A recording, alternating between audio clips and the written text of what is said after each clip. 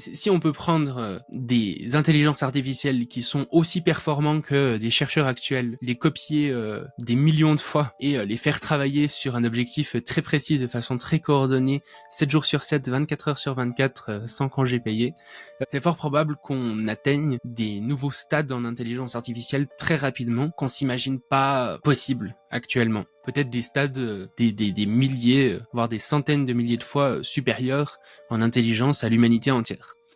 Et là, avec ce genre de système, on n'a juste plus aucune idée de ce qui se passe.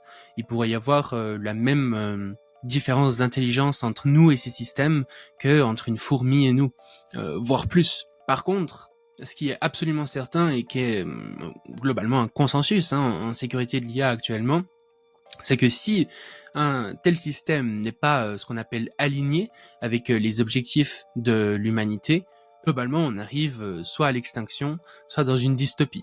Principalement à cause de ce qu'on appelle donc la convergence instrumentale, c'est-à-dire que globalement, peu importe l'objectif que va essayer d'atteindre l'intelligence artificielle, même des objectifs qui nous semblent tout à fait louables, il y a des objectifs instrumentaux pour atteindre cet objectif qui, eux, pourraient poser beaucoup de problèmes. Notamment le fait que pour atteindre n'importe quel objectif, il ne faille pas être débranché.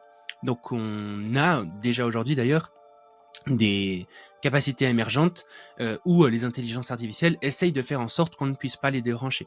On a des capacités, comme Didier en parlait, où les intelligences artificielles vont mentir.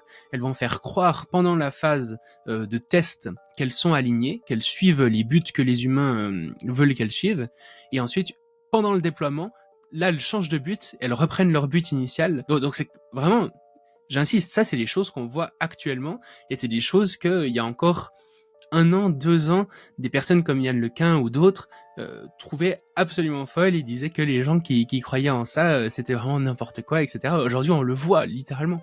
Il y a aussi la capacité, par exemple, de réplication. Aujourd'hui, on a eu récemment là une étude d'une université en Chine qui a montré que ces IA pouvaient se répliquer. Si ce genre d'intelligence artificielle peut se répliquer, ça peut être une sorte de virus informatique augmenté qui peut changer son code à chaque fois, qui peut infester l'internet mondial. Grosso modo, on n'est plus en contrôle du monde. Le monde devient ce que cette intelligence artificielle veut.